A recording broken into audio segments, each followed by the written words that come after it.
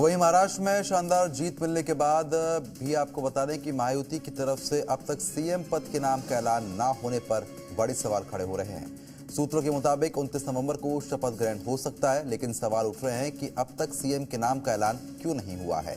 क्या सीएम पद के लिए दिल्ली में कोई नया फॉर्मूला तैयार किया जा रहा है? इसी पर एक खास रिपोर्ट आपको दिखाते हैं।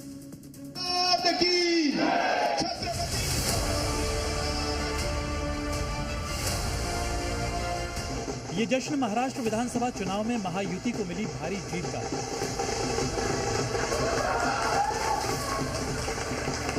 ये जश्न विरासत की लड़ाई में मिले जनता के जबरदस्त समर्थन का।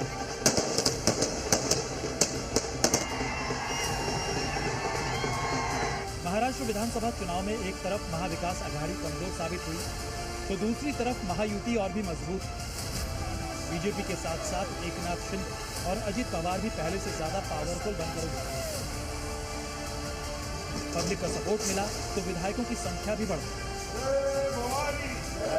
लेकिन इस बड़ी जीत के बाद भी अब तक सीएम के नाम का ऐलान नहीं हुआ। इस पर सवाल खड़े हो रहे हैं। सवाल ये कि महाराष्ट्र में सरकार गठन पर इतना मंथन क्यों हो रहा है? महाराष्ट्र में सीएम पद को लेकर इतना सोचना क्यों पड़ रहा है? रेस में सबसे आगे बताए जा रहे देवेंद्र फडणवीस का नाम अब तक फाइनल क्यों नहीं हुआ? क्या एकनाथ शिंदे फिर से सीएम पद की दावेदारी ठोक रहे हैं? क्या अजित पवार भी सीएम पद की रेस में शामिल हो गए?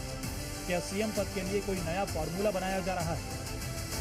ये सवाल इसलिए भी उठ रहे हैं क्योंकि एकनाथ शिंदे और अजित पवार पहले से ज्यादा मजबूत हुए हैं। ऐसे में गठबंधन में उनकी अहमियत को कम नहीं आंका जा सकता।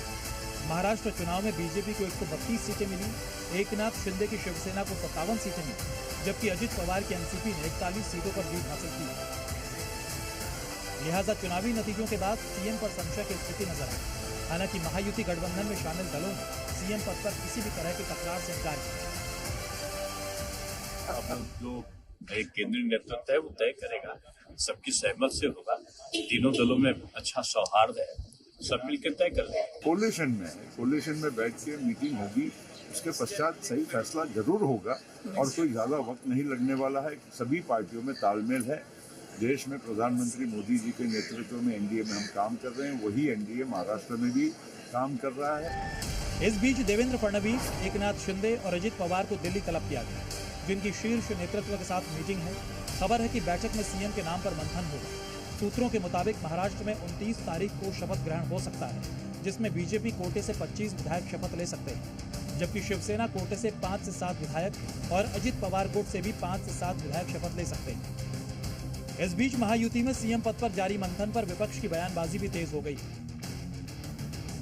बहुमत है, बहुमत इतना बड़ा है कि वो निर्णय कुछ भी ले सकते, किसी को भी मुख्यमंत्री बनाकर दिल्ली से भेज सकते हैं।